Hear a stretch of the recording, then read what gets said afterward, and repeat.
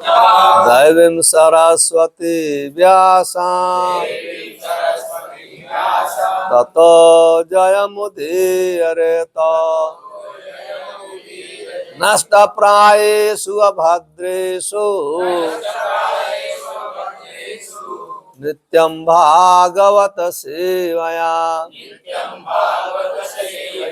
भगवते उत्तम श्लोके भक्तिर्भवति नैष्टकी। श्रीमद्भागवतम स्कंध 2 अध्याय 2 श्लोक संख्या 2। हृदय में भगवान। शाब्दस्य हि ब्रह्मण एष पंथा यन् नामभिः ध्यायति धीरपार्थाय परिभ्रमः तत्र न विन्दते अर्थान् मायामये वासनया शयानः। शाब्दस्य हि ब्रह्मण एष पंथा यन्नामभिर्ध्यायति धीरपार्थैः परिभ्रमस्तत्र न विन्दते अर्थान् मायामये वासनया शयानः। शाब्दस्य हि ब्रह्मण एष पंथा यन्नामभिर्ध्यायति धीरपार्थैः परिभ्रमस्तत्र न विन्दते अर्थान् मायामये वासनया शयानः। शाब्दस्य हि ब्रह्मण एष पंथा शाब्दस्य हि ब्रह्मण एष पंथा यन्नामभिध्यायति धीरपार्थैः परिभ्रमं तत्र न विन्दते अर्थान् मायामये वासनया शयानः। शाब्दस्य हि ब्रह्मण एष पंथा। शाब्दस्य वैदिक ध्वनि का ही निश्चित ही ब्रह्मणः वेदों का ऐसा ए पंथा मार्ग यह जो है नाम भी विभिन्न नामों से ध्यायति ध्यान करता है धी बुद्धि अपार्थ अपार्थई व्यर्थ के विचारों से परिभ्रमण घूमते हुए तत्र वहाँ न कभी नहीं विन्दते भोग करता है अर्थान वास्तविकताओं को मायामय मोहमयी वस्तुओं में वासनया विभिन्न इच्छाओं से शयानः मानो निद्रा में स्वप्न देख रहा हो। अनुवाद ऐसी भक्ति वेदांत स्वामी श्रील प्रभुपाद की जय। कृपया हमारे पीछे दोहराने का कष्ट करें। वैदिक ध्वनियों वेद वाणी को प्रस्तुत करने की विधि इतनी मोहने वाली है कि यह व्यक्तियों की बुद्धि को स्वर्ग जैसे व्यर्थ की वस्तुओं की ओर ले जाती है। बद्ध जीव ऐसी स्वार्गिक मायामयी वासनाओं के स्वप्नों में मंडराते रहते हैं। लेकिन उन्हें ऐसे स्थानों में वे सच्चे सुख की प्राप्ति नहीं कर पाते। तात्पर्य श्री भक्ति वेदांत स्वामी श्री प्रभुपाद की जय। बद्ध जीव भौतिक संसार के भीतर ब्रह्मांड की सीमा तक भी सुख के लिए तरह तरह की योजनाएं बनाने में सदैव व्यस्त रहता है। वह इस पृथ्वी ग्रह पर उपलब्ध सुविधाओं से भी संतुष्ट नहीं होता, जहां उसने प्रकृति के संसाधनों का शोषण करने की शक्ति के अनुसार महत्तम मात्रा में किया है। वह चंद्रमा या शुक्र लोकों में भी वहीं के संसाधनों के दोहन के लिए जाना चाहता है। लेकिन भगवान ने भगवत गीता चैप्टर 8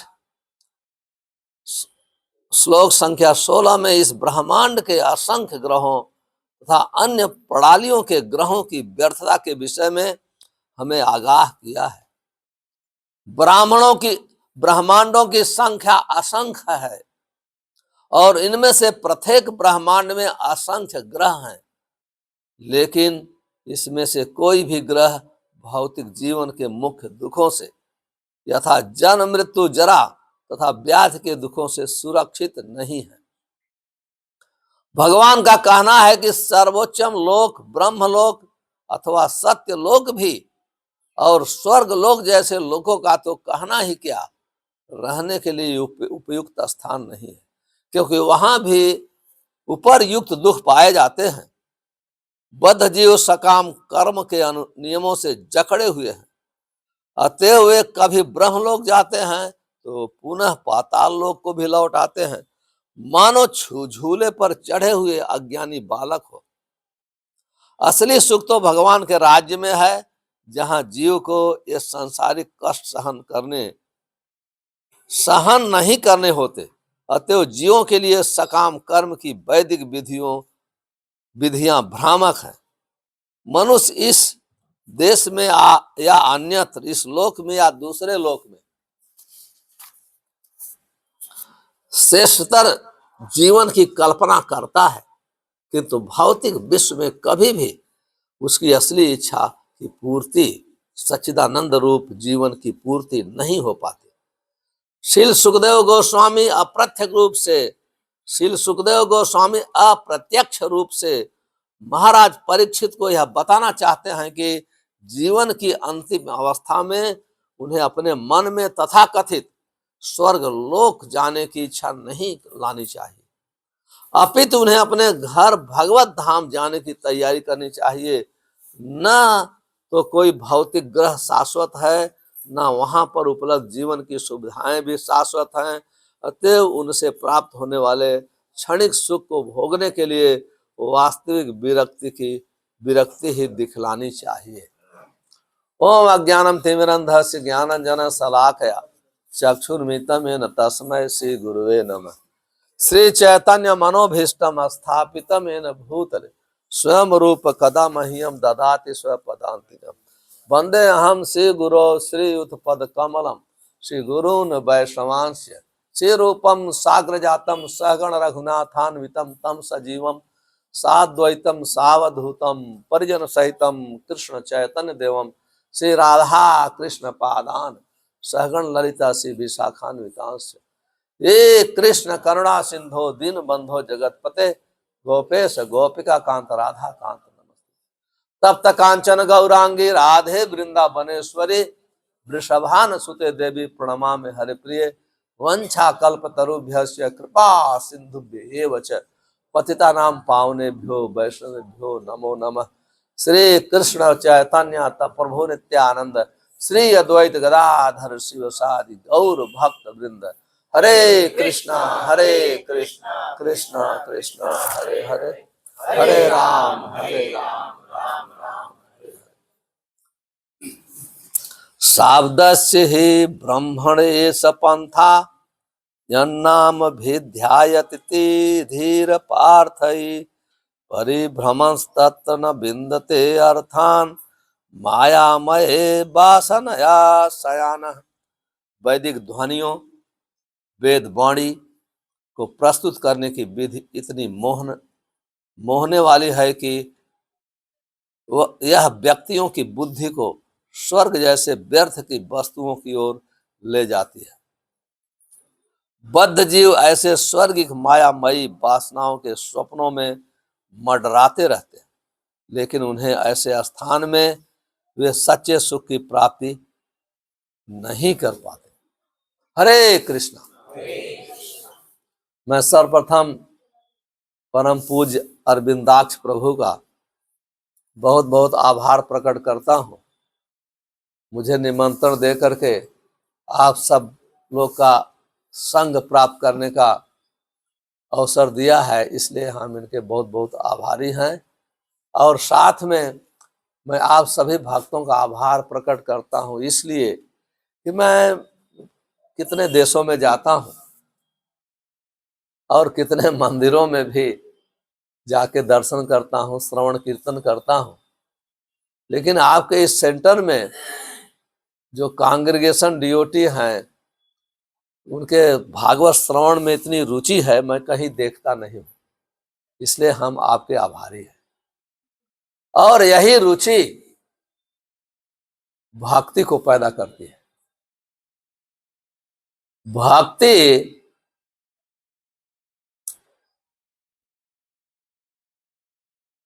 का प्राकट्य केवल भागवतम के श्रवण से होता है,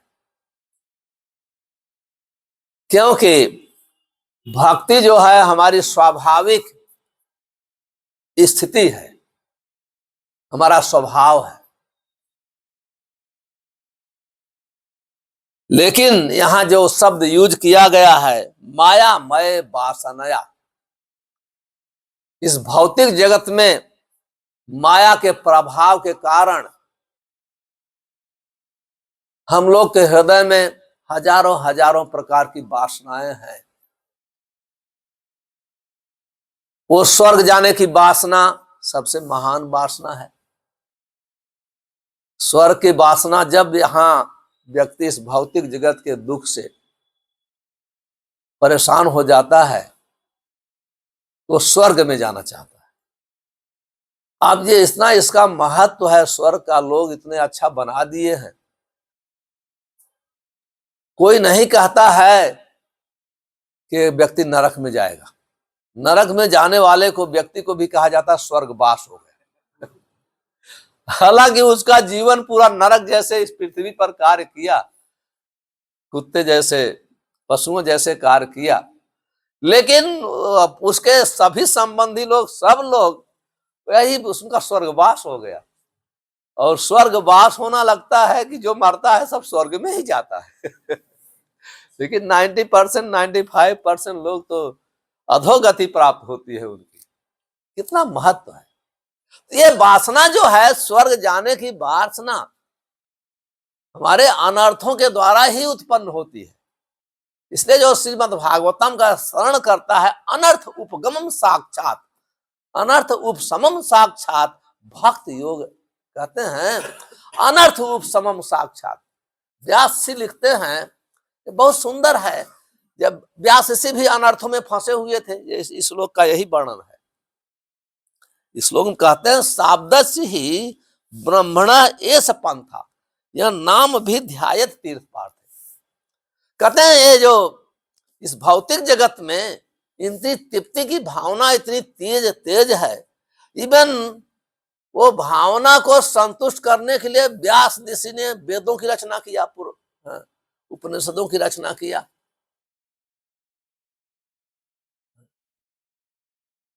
और वो सोचे कि हम भौतिक सुख दे करके, जो इस श्लोक में वर्णन है, मानव समाज की बहुत बड़ी सेवा किया है। लेकिन वो भौतिक सुख देने में ही फंस गए, वो दुखी हो गए, अशांत हो गए।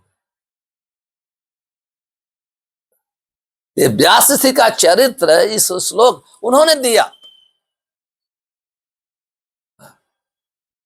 तो स्वयं दुखी हो गए। तो नारसी कहते हैं, जुगुप्सितम से कृतानुशासितम प्रभाव रक्तस्य, कहते हैं कि प्रभाव रक्तस्य, ये भौतिक आसक्तियों का इतना प्रभाव है कि लोग रक्त स्वाभाविक रूप से आसक्त है। कोई यूनिवर्सिटी में कोई नहीं जाता है, कोई ट्रेनिंग नहीं लेता है, कैसे भौतिक सुख प्राप्त करे? ये स्वाभाविक है मायाबद्ध जीव का। आप कोई प्लान इतना नहीं करता है। हालांकि शास्त्रों में इसके प्लान का खंडन किया गया है। भौतिक जो प्लान करता है उसका खंडन किया गया है। लेकिन आजकल हमारे स्कूल, कॉलेज, यूनिवर्सिटियों में इसी प्लान की शिक्षा दी जाती है। लेकिन जो वैदिक शिक्षा है कहीं नहीं ऐसे वर्णन है।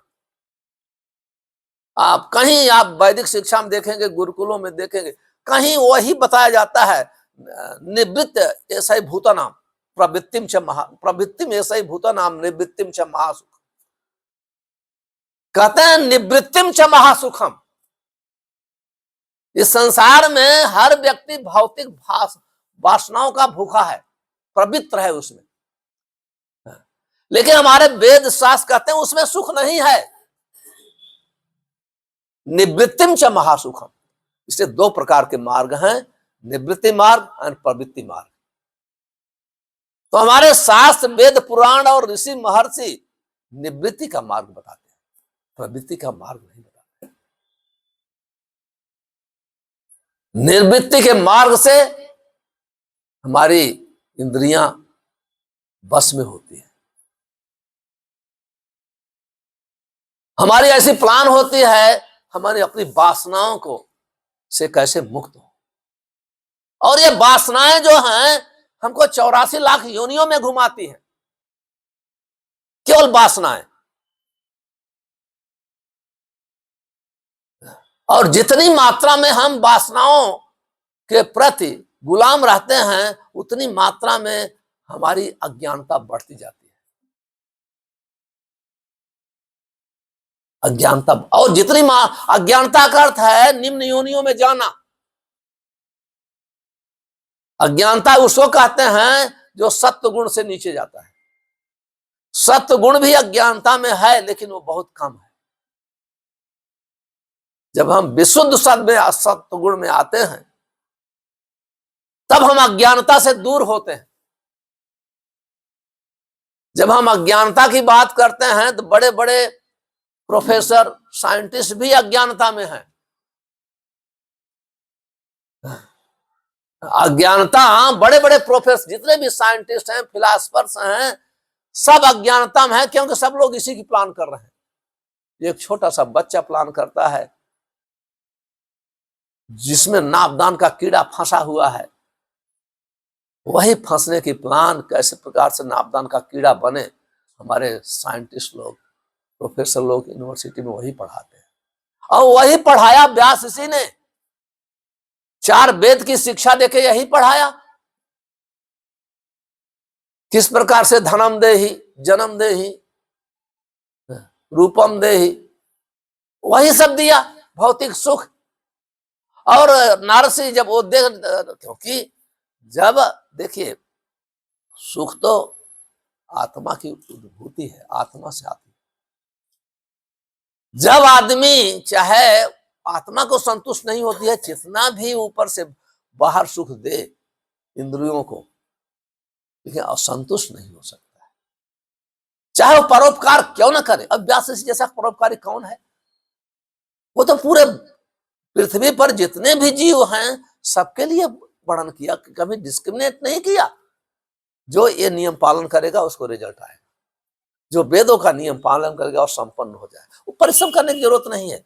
यहाँ हमको मान लिया मिलियनर बनने के लिए बहुत परिश्रम करना पड़ता है, बहुत बुद्धि लगानी पड़ती है, कितने लोगों से काम लेना पड़ता है। व्यास ऋषि के एक सूत्र से व्यक्ति मिलियनर बन सकता है। व्यास ऋषि के एक सूत्र से व्यक्ति लर्नेड स्कॉलर बन सकता है, सरस्वती की कृपा प्राप्त करके। ज्यादा कठिन परिश्रम की जरूरत नहीं है उसके लिए। लेकिन मानव समाज इवन लर्नेड, विद्वान बनना, संपन्न बनने का रास्ता भूल गया है। पहले के लोग जो संपन्न होते थे वो धन की देवी लक्ष्मी की कृपा से, माया देवी की कृपा से संपन्न होते थे, पूजा से संपन्न होते थे, विद्वान होते थे, सरस्वती की पूजा से विद्वान होते थे। यहां तक कि रोगों से मुक्त होने के लिए उनके देवताओं अश्विनी कुमारों की पूजा किया करते थे, इसलिए आयुर्वेद का शरण लेते थे। उस समय मैली विद्या नहीं थी, विदेशी विद्या को मैली विद्या कहते हैं, उस समय नहीं। और ये सब व्यास जी ने दिया। कहते हैं परिभ्रम तत्न बिंदते अर्थान, कहते हैं परिभ्रम, कहते हैं कि चाहे आप कितना घूम लो, लेकिन वो घूमने का सुख माया के द्वारा है, जो माया के द्वारा है। तो आप देखिए व्यास ऋषि के जीवन में यही हुआ। मैं उदाहरण दे रहा था, उदाहरण से हम आसानी से समझ लेते हैं। व्यास ऋषि तो भगवान के अवतार हैं, कृष्ण द्वैपायन व्यास कहते हैं। कहने का अर्थ है उन्हें सब ज्ञान था, लेकिन हम लोग को समझाने के लिए,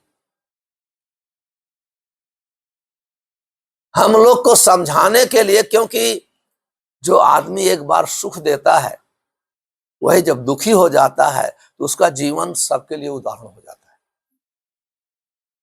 तो देखो मान लीजिए कोई स्कूल कॉलेज यूनिवर्सिटी खोलता है, चलाता है, और खोलने के बाद वो ही अज्ञान हो जाए, भ्रमित हो जाए वो भी पढ़ ना पाए, परेशान हो जाए, तो उसका देखो ये क्या फायदा। लोग बोलते हैं ना, इतना मेहनत किया, इतना लोगों की इतना दान पुण्य किया, जिसको दान किया है वही आदमी गाली दे रहा है, वही आदमी अप्रशंसा कर रहा है, अपशब्द। अब होता है संसार में इतना, जैसे महात्मा गांधी ने भारत के लिए क्या नहीं किया, सब कुछ किए। एक धोती पहन के चलते थे, अपने पत्नी को छोड़ा, क्या नहीं किया, देखो संतुष्ट कर पाए, वहां की जनता ने उनको गोली से उड़ा दी। तो उदाहरण दिया जाता है, वही व्यक्ति उदाहरण होता है। तो उसी प्रकार से व्यास से, हालांकि वो अज्ञान में हो ही नहीं सकते हैं, लेकिन जनता को समझाने के लिए कभी कभी विद्वान व्यक्ति अज्ञान में आता है। टीचर भी बच्चे की अंगुली पकड़ के सिखाता है, तो उनका उदाहरण है। विद्वान लोग हमारे लिए उदाहरण नहीं है, केवल विद्वानों के लिए। हम लोग तो किसी की बात मान लेंगे, लेकिन विद्वान लोग तो केवल व्यास ऋषि के जीवन, और कहते हैं जो विद्वान लोग जैसे करते हैं सब लोग फॉलो करते हैं। यद यद आचरण श्रेष्ठ तत्तरो जना, जो श्रेष्ठ हैं, विद्वता में ऊंचे हैं, बढ़े चढ़े हैं, उनका उदाहरण सब लोग मानते हैं। तो उनके उदाहरण, जबकि उन्होंने स्वर्ग दिया, सबको स्वर्ग में कैसे जाना है, यहां जो वर्णन है, देखिए वो असंतुष्ट हो गए। और भगवत गीता में कहते हैं या इमाम पुष्पिताम लोका, कहते हैं ये पुष्प कितने अच्छे लगते हैं। ये वेदों की वाणी जो है व्यक्ति को घुमरा देती है, भ्रमित कर देती है। वो आदमी उधर ही दौड़ कर्मकांड में फंस जाता है, कर्मकांड में। यहां तक कि वेदों की वाणी है, वो लोग पशु का यज्ञ करते हैं, अपने सुख के लिए किसी को मारते हैं। जिसको आप सोचो, जहां वध किया जाता है, जिस सुख की नींव किसी के वध के ऊपर खड़ी है, वो कैसे सुख हो सकता है। लेकिन लोगों की इतनी बुद्धि नहीं है, इतनी भी बुद्धि नहीं है। यही है सुख की कामना इतनी कठिन है, किसी को भ्रमित नहीं कर देती, ज्ञान नहीं आने देती। तो व्यास जी ने कहा कि नारद ने कहा उनके गुरु महाराज, हे व्याससी, जुगुस्तम एन कृतानुशासितम स्वभाव रक्तस्य, कहते हैं जीव तो स्वभाव से भौतिक चीजों में आसक्त है, स्वर्ग में जाना चाहता है। आपने वेदों में लिख करके सबके लिए कन्फर्म कर दिया कि व्यास ऋषि ने लिख दिया, स्टैंप लगा दिया है, ये सच है, हम लोग जाएंगे। आपने लोगों की बहुत डिससर्विस किया है, लोगों को मिसगाइड किया है, भ्रमित कर दिया है, ये ठीक नहीं है। कहते हैं कि लोग जिसकी जो प्यास है, तड़प है, वो भगवान की लीलाओं के सुनने की तड़प है, भगवान के लीलाओं की गान की तड़प है, उनकी सिंग करने गाने की तड़प है, भगवान की सेवा के जीव की तड़फड़ा रहा है, लेकिन आपने मिसगाइड कर दिया, इसलिए आप दुखी हो। जब आदमी अपना कर्तव्य नहीं निभाता है तो उसका परिणाम उसको दुख मिलता है। यही व्यास ऋषि को मिला। जैसे यही बात कहते हैं, भगवान की लीलाएं जो हैं पूरे विश्व को पवित्र करने वाली हैं, पूरे ब्रह्मांड को भगवान जगत पवित्रम प्रगणहित कहरचित। श्री नारद कहते हैं पूरे ब्रह्मांड को पवित्र करने का अर्थ है ब्रह्मांड के जीवों के हृदय को पवित्र करती है। इस ब्रह्मांड को जहां अपवित्रता भक्तों के द्वारा होती है, जहां अभक्त रहते हैं वो उनके वाणी से, उनके कार्य से वो पूरा सब अपवित्र हो जाता है और पाप का बोझ से पृथ्वी दब जाती है। पाप के बोझ से पृथ्वी दबती है और उनका कोई कार्य जो है केवल गंदा करने के लिए होता है। देखने से लगता है कि समाज सेवा कर रहा है, लेकिन कोई समाज सेवा नहीं करता है, अपने नाम की सेवा करता है, नाम की सेवा करता है। जहां जाता है अपना पाप छोड़ के ही आता है। गंगा में स्नान करेगा, गंगा को गंदा करके आएगा, गंगा में पाप से वो भी बोझिल हो जाती। इसलिए गंगा माँ ने मांगा, कहा कि हमारे सब पापी लोग, कर्मी लोग आएंगे, हमको गंदा कर देंगे। माँ पृथ्वी सब झूठ बोल करके उनको इतना ज्यादा दबा देते हैं, वजन डाल देते हैं, वो परेशान हो जाती है। और जिसका मुख, जिसकी वाणी, जिसका कान कृष्ण की तरफ नहीं है, वो व्यक्ति पापी है, झूठ ही बोलता है। हम बोलते हैं हम झूठ कभी नहीं बोलते, हम तो सत्य बोलते हैं। सत्य केवल कृष्ण है, जो कृष्ण से संबंधित है वो सत्य है, दूसरा कोई सत्य नहीं है। कहते हैं यन नाम भी ध्यायत धीर अपाधी, अपाधी का अर्थ है बुद्धि। कहते हैं अब अलग अलग नाम दे दिया गया है अलग अलग प्रकार का नाम दे दिया है, और कितना बड़ा बड़ा नाम, जैसे मैंने बताया स्वर्ग की प्राप्ति, केवल नाम दे दिया गया है। और इसका अर्थ है लोगों को पता है नरक बहुत दुखदायी नरक बहुत दुखदायी। ये भारतीय हैं, भारत में हिंदुओं में कुछ भी नहीं है, बहुत ही धार्मिक है, पाप से बहुत डरते हैं। अभी किसी हिंदू को बोल दिया जाए तुम कुत्ते जैसे हो तो बहुत नाराज हो जाएगा, यहां तक हो सकता है मारपीट कर ले। लेकिन विदेश में कोई बोल दे आप कुत्ते जैसे, वो कॉमन है, कुत्ते जैसे अच्छा है। प्रभुपाद जी कहते हैं you become dog, what is wrong to become dog. कितना अंतर है। भले हम लोग यहाँ जो वर्णन किया जा रहा है ये तो ट्रांसडेंटल सब्जेक्ट मैटर पर लाया जा रहा है, लेकिन ऐसे भी है, कुछ भी हैं भारतीय लोग अभी भी थोड़े से प्रचार से लोग भक्त बन जाते हैं, समझते हैं अपनी गलतियों, और दूसरी जगह है जो आप प्रचार करेंगे वो उसको अच्छा मानते हैं जैसे कहते हैं कि अब कोई कुत्ता बने, उसमें क्या बुरा है, अच्छा है, क्योंकि वहां तो गाय से ज्यादा कुत्ते की सेवा होती है, तो कुत्ता बनना क्या तकलीफ है, आप समझ रहे हैं। और जिसके लिए वो पागल हैं, कुत्ते को बगैर परिश्रम का मिल रहा है इंद्रिय तृप्ति, तो यहाँ तो कुत्ते बनना तो बहुत बड़ा अपशब्द है, कोई पसंद नहीं करता है। लेकिन विदेश में कोई, कितना अंतर है। ये प्रभुपाद जी, ऐसे प्रभुपाद जी का यह कर्तव्य है, ऐसे कुत्ते जैसे व्यक्ति को संत बनाया, ऋषि बनाया। इसलिए हम हमेशा प्रभुपाद जी को याद करते हैं, प्रभुपाद जी के तात्पर्य को पढ़ते हैं। ऐसे लोग को प्रभुपाद जी ने ये भागवतम की शिक्षा दे करके उनको शाकाहारी बनाया, व्यासासन दिया और आचार्य बनाए। और जो व्यक्ति उस टाइप का व्यक्ति जब आचार्य बनता है तो बहुत पावरफुल बनता है, बहुत ताकत होती है वो, क्योंकि हर चीज समझता है, वो जानता है। जो जानता है, जैसे बैकग्राउंड का बहुत प्रभाव पड़ता है। जो लेकिन लिटिल बिट खराब बैकग्राउंड से जाता है, फिर वो खराब नहीं हो सकता जल्दी, बहुत मुश्किल है। अगर वो निकल गया तो, निकला नहीं है तो प्रॉब्लम।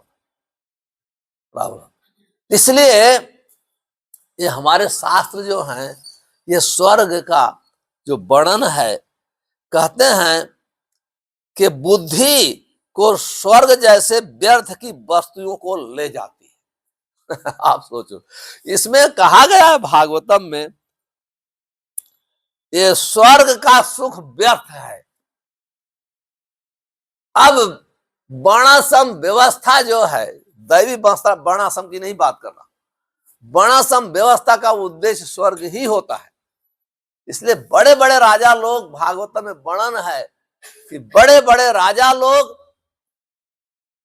यज्ञ करते थे, उनका एक ही गंतव्य था, हमको स्वर्ग मिले। कितने पशुओं की बलि करते थे, कितने पशुओं, इतने पशुओं की बलि करते थे, केवल स्वर्ग, अपने सुख के लिए स्वर्ग पाते, प्रजा के लिए नहीं। प्रजा के लिए यज्ञ करते थे तो जैसे परीक्षित महाराज ने किया, युधिष्ठिर महाराज ने किया, वो अपने सुख के लिए नहीं करते थे, वो भगवान के सुख, संतुष्टि के लिए करते थे। इसलिए प्रजा को सुख होता, जस्मिन तुष्टे जगत तुष्ट। तो इसलिए इस श्लोक से ये शिक्षा मिलती है कि हम भक्तों को कभी भी स्वर्ग की कामना नहीं करनी चाहिए। भक्तों का पहला गुण है, कहते हैं कृष्ण भक्त स्वर्ग मोक्ष नरक करी माने, कृष्ण निष्ठा तृष्णा त्यागे। कहते हैं जो कृष्ण भगवान के भक्त हैं, प्रभुपाद जी अनुवाद किया है अपने तात्पर्य इस श्लोक, इसलिए मैं कोट कर रहा हूं। कहते हैं जो भगवान के भक्त हैं, कहते हैं कि स्वर्ग का सुख, जो इस पृथ्वी का सबसे महान सुख स्वर्ग का सुख होता है, इसलिए हर व्यक्ति इस ब्रह्मांड का सुख मैं कह सकता हूं। और स्वर्ग से भी ज्यादा सुख का क्या होता है? मोक्ष का सुख, भगवान से एक होने का सुख। क्योंकि जो व्यक्ति स्वर्ग का सुख चाहता है, वो भी जब मोक्ष की तरफ आकर्षित होता है, स्वर्ग के सुख को भी एक क्षण में छोड़ देता है। पृथ्वी का सुख, इसलिए बहुत बैरागी हो जाते हैं, त्यागी हो जाते हैं। लेकिन जो भक्त क्या है, जो कि ज्ञानियों का सुख, योगियों का सुख, कर्म कांडियों का सुख नरक करी माने, ये नरक के समान है। क्योंकि अब्रह्मांड भुवनालों का पुनरावर्तिनो अर्जुन। देखिए, कहा जाता है जब व्यक्ति इस संसार में बहुत सफरिंग करता है, बहुत सफरिंग करता है, तो भगवान की तरफ मुड़ता है। जो सफरिंग नहीं करता है, भोग ऐश्वर्य प्रसक्ता नाम तया अपृत चेतसाम, जो भोग ऐश्वर्य में जिसकी पर आसक्ता, प्रकृति रूपेण आसक्त है, जो आसक्त है, वो भक्ति नहीं कर सकता है, बहुत मुश्किल है। इसलिए बाइबल में भी कहा गया कि धनियों का भगवान के पास स्वर्ग में जाना, वहां स्वर्ग को भगवान का ऐसे निर्देश किया गया है। स्वर्ग उनको, क्योंकि वैकुंठ लोक का पता नहीं, सुई के छेद से हाथी को पास करने के समान, बहुत मुश्किल है। क्योंकि क्यों ऐसा नहीं, को पाप करते हैं, आसक्ति है, आसक्ति है। आसक्ति बहुत बड़े प्रसंगम अजरम पासम, कहते हैं भागवतम में कहा गया, प्रसंगम अजरम पासम आत्मनो कवयो विदु। कहते हैं ये संसार में जो भौतिक आसक्ति है आत्मा के लिए बहुत बाधक है, बहुत बाधक है। तो हमारी आसक्ति सबको होती है, धीरे धीरे स्वर्ग की आसक्ति होती है। जब आदमी स्वर्ग की आसक्ति, वो जब मोक्ष चाहता है, धर्म अर्थ काम मोक्ष, जब मोक्ष चाहता है, भगवान से एक होना उनका उद्देश्य है, तो स्वर्ग की आसक्ति पृथ्वी का सुख को तुच्छ मानता है। लेकिन भगवान के भक्त कितना सुख होता होगा, हम ऐसे सोचे, एक भक्त है जिसके सुख के लिए पूरी दुनिया पागल है, उसको नरक जैसे मानता है। इसका अर्थ है तभी मानेगा उसको ऐसा कुछ सुख मिलता होगा, ये तुलना भी नहीं हो सकती, सच भी है। रूपा जी तात्पर्य लिखते हैं, वैकुंठ भगवान के धाम का जो सुख है, जब उसको थोड़ा भी मिलता है, क्योंकि हम अभी जो भक्ति कर रहे हैं वास्तव में हम तो अभ्यास कर रहे हैं, भक्त नहीं है। भक्त जैसे आपको अहमदाबाद जाना है, जब पहुंच जाएंगे अहमदाबाद तब आपका वहां के पहुंच गए। जब अभी हम प्रैक्टिस कर रहे हैं, और प्रैक्टिस करने में ये सुख, और अभी ये सुख है, और प्रैक्टिस क्योंकि भगवान का नाम ले रहे हैं, जप कर रहे हैं, भागवतम श्रवण कर रहे हैं, उसका झलक तो सुख तो है। लेकिन ये सुख जो है हमको अच्छा लगता है अभी, भौतिक सुख भी, क्यों हम प्रैक्टिशनर हैं। जब हमारी प्रैक्टिस पूर्ण हो जाएगी, जब भगवान के साथ संबंध स्थापित हो जाएगा, दास रस, सख्य रस, वात्सल्य रस, माधुर्य रस, इसके बाद तब ये आता है कृष्ण भक्त स्वर्ग मोक्ष नरक करी माने, तब वो कभी भी आकर्षित नहीं हो सकता है। हमारा सब कहते हैं भक्त का पतन कभी नहीं होता है, पतन कभी भी नहीं होता है। जो बच्चा साइकिल चलाना सीखता है वही गिरता है, जो मास्टर हो जाता है वो गिरता नहीं है, और गिरेगा बात 1 सेकंड में चढ़ जाएगा, उसको प्रॉब्लम नहीं होगा, उठ जाएगा। तो अभी जो हमारा, हम लोग को पतन तो नहीं होता, हम रुक जाती है भक्ति, उसको लोग पतन कहते हैं, क्योंकि हम अभ्यास चल रहे हैं, चलना सीख रहे हैं। और नहीं तो कैसे हो सकता है, भक्त जब भौतिक स्वर्ग का सुख नरक मानता है, मोक्ष का, तो कैसे गिर सकता है। लेकिन कहते हैं ऐसे भक्तों में 2 गुण होते हैं, वो 2 गुण होते हैं, वो दुर्गुण कौन से गुण हैं? कृष्ण निष्ठा, निष्ठा तक पहुंचना बहुत इंपॉर्टेंट है। जब तक हम निष्ठा तक नहीं पहुंचे हैं, तब तक डगमगाने का बहुत अधिक चांस रहता है। और जब निष्ठा तक पहुंचते हैं तो क्या होता है, तृष्णा त्यागे, तब हमारे में ताकत आती है, भौतिक हंकरी, भौतिक प्यास हम छोड़ देते हैं। ये हर भक्त में एक गुण होना चाहिए कि कृष्ण निष्ठा, तृष्णा त्यागे, ये भौतिक प्यास को हम मान लीजिए, हम एक आवश्यकता है, हम भक्तों की आवश्यकता है, लेकिन वो आवश्यकता हम आध्यात्मिक रूप से पूरा कर रहे हैं। भोजन प्रसाद खाना, जो खाते लोग हैं, हम प्रसाद खाते हैं। लोग अपने आनंद के लिए म्यूजिक सुनते हैं, हम भगवान की लीलाओं को सुनते हैं, हम पूरा कर रहे, ऐसा नहीं है। क्यों? हम भौतिक चीज को आध्यात्मिक में ट्रांसफर करने की कला को जानते हैं, ये आर्ट को जानते हैं, क्योंकि भक्ति है। जहां भक्ति है वहां कोई चीज भौतिक नहीं है। जैसे ये बिल्डिंग भौतिक नहीं है, ये कोई चीज भौतिक नहीं है, इसलिए भक्तों की शरीर भी भौतिक नहीं है। अर्चे मूर्ति शिलाधि गुरु सुनरमति, जो वैष्णव है उसकी शरीर भौतिक नहीं, भले वो बीमार अवस्था में हो रहा है, वृद्धावस्था को प्राप्त हो रहा है, न फिर भी भौतिक मानना बहुत बड़ा अपराध है, क्योंकि वो आध्यात्मिक कार्य में यही साधन है भगवान के पास जाने। तो भक्त वो प्लान कभी नहीं करता है, हृदय में है भौतिक भावना, स्वर्ग जाने की भावना, वेदों की भाषा से कभी अट्रैक्टिव हो जाता है।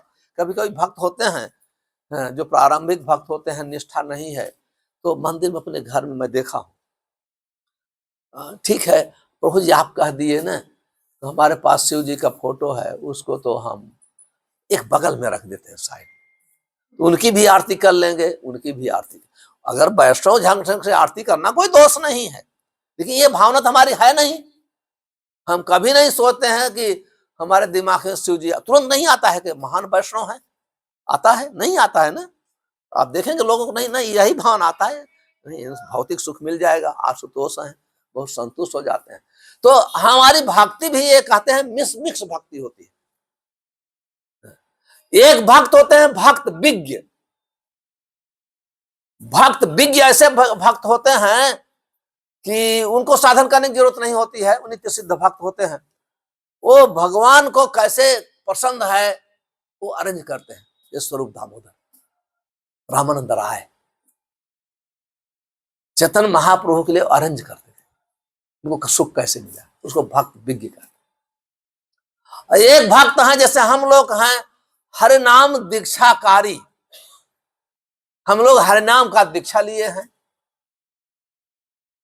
दीक्षा लिए हैं और हरिनाम का जप करते हैं। तो हम लोग को नकल नहीं करना चाहिए, हम लोग को अनुकरण नहीं करना चाहिए, अनुसरण करना चाहिए। हम लोग अपने जीवन में, हम लोग को भक्ति में जो हमारे नियम जो परंपरा से आ रहे हैं, तो चैतन्य महाप्रभु जो नियम दिया रूपशील रूप गोस्वामी को, वो नियम के अनुसार जब हम चलते हैं तब हमारी भावना कर्म कांड से, ज्ञान कांड से ये मुक्त होती है, तब निष्ठा आएगी, तब हम स्वर्ग को घृणा करेंगे, ये सब क्योंकि उसमें सुख मिलता है। और ये भक्त कहते हैं, कभी कभी आश्चर्य होता है कि आश्चर्य के लोग बात, ये भक्त कैसे आकर्षित हो सकते हैं, कैसे हो, सवाल ही नहीं होता है, कभी भी नहीं।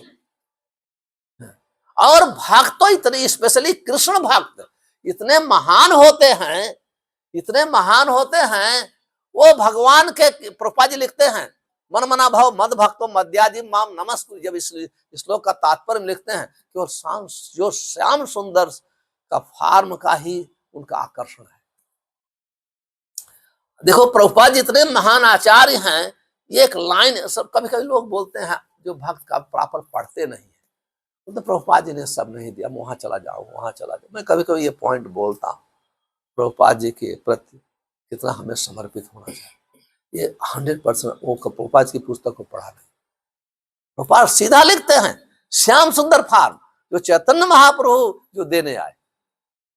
और रूप गोस्वामी भी यही लिखते हैं, कहते हैं गोविंद हृत मानस है, नेक्टर ऑफ डिवोशन में लिखते हैं शिल रूप गोस्वामी, कहते हैं श्री ईश प्रसादोपि गोविंद हित मानस है, जिसका मन भगवान गोविंद ने चुरा लिया है या गोविंद में लग गया है, नारायण की कृपा भी उसके मन को विचलित नहीं, आकर्षित नहीं कर पाती। तो स्वर्ग का सुख कैसे आकर्षित करे, मोक्ष का सुख कैसे आकर्षित करे, जब नारायण की कृपा भी उसको आकर्षित नहीं कर सकती है। जो कृष्ण भक्त है, गोविंद हृत मानस है, जिसका मन गोविंद में लिख लिया, जिसका हृदय भगवान गोविंद ने चुरा लिया है, हित मानस है। तो कैसे जब नारायण लक्ष्मी नारायण के श्री ईश प्रसादे पे उनकी कृपा भी उसको आकर्षित नहीं कर सकती है, स्वर्ग क्या है, भौतिक सुख क्या है, कुछ भी नहीं है। हम लोग इस भागवतम हमको इस उच्च स्थान पे ले जाता है और हम लोग उसी रास्ते के पथिक हैं।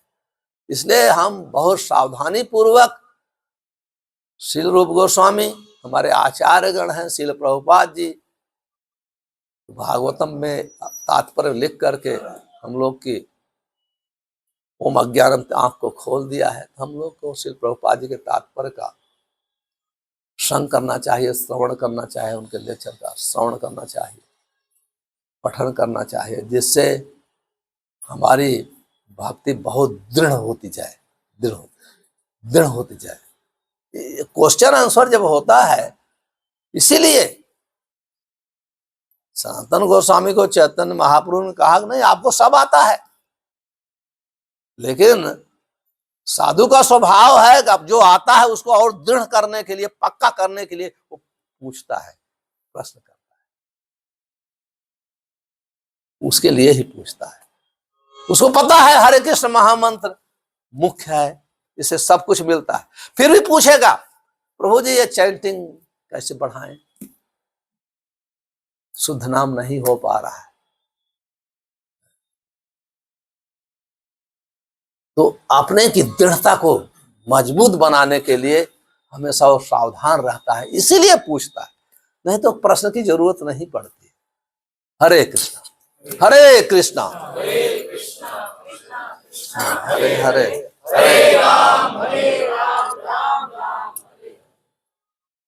हरे कृष्णा। तो 5.5 मिनट ज्यादा ले लिया शायद आप लोग का। कोई प्रश्न है तो पूछिए।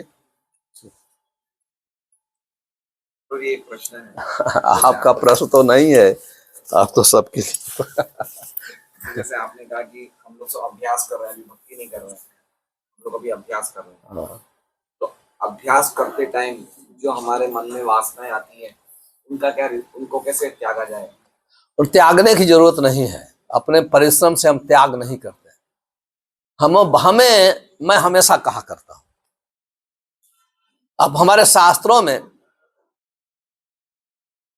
निगेटिव पॉजिटिव, त्यागना निगेटिव है, पॉजिटिव है श्रवणम कीर्तनम। अगर आप ये होना चाहिए कि हम सावधानी से कैसे सुने, जब कैसे करें, ठाकुर जी की सेवा अपराध के बगैर कैसे, ऑटोमेटिक वो वासना चली जाए। जब हम आगे बढ़ेंगे तो आपके खराब रास्ते छूटते जाएंगे। जब खराब रास्ते छूटेंगे तो आपका जीवन आसान होता जाएगा। अगर दोनों पकड़ के लेके चलते हैं, जैसे आप गंदगी पकड़ के लेके चलेंगे दुर्गंध आएगी हमेशा, तो आप चढ़ेंगे तो गंदगी, हम गटर में आदमी को पैर पकड़ता धो लेता है, थोड़ी उसमें गटर में रख के रखता है, तो रोता है कि मेरा पैर पड़ गया, ना निकाल के हाथ धो लो, चलो आगे।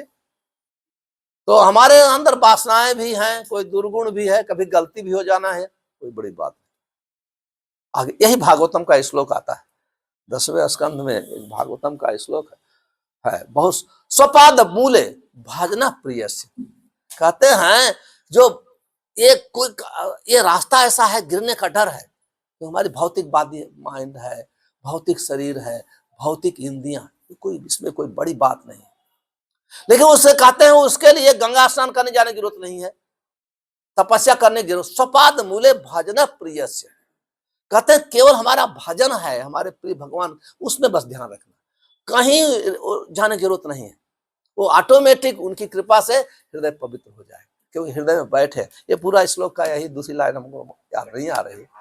हाँ हरि परेश है, थैंक यू। तो भगवान की केवल हमको दृढ़ता से, उसको कहते हैं निष्ठा, दृढ़, जैसे मैं बताया। नहीं, हम गलती हो जाती है रास्ते में, हम प्रैक्टिशनर हैं, तो उसमें कोई बहुत ज्यादा ऐसा हमको हो गई अभी छोड़ दो, अभी मैं तो कर नहीं सकता, ना, ये कभी नहीं ऐसे होना। हाँ, केवल हमको ठीक है, हो गया चलेगा, लेकिन साधु का संग कभी नहीं छोड़ना है।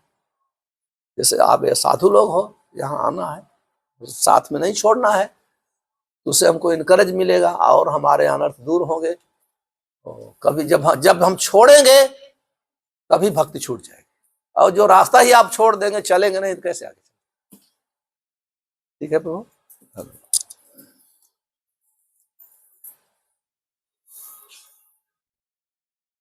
दूसरा भी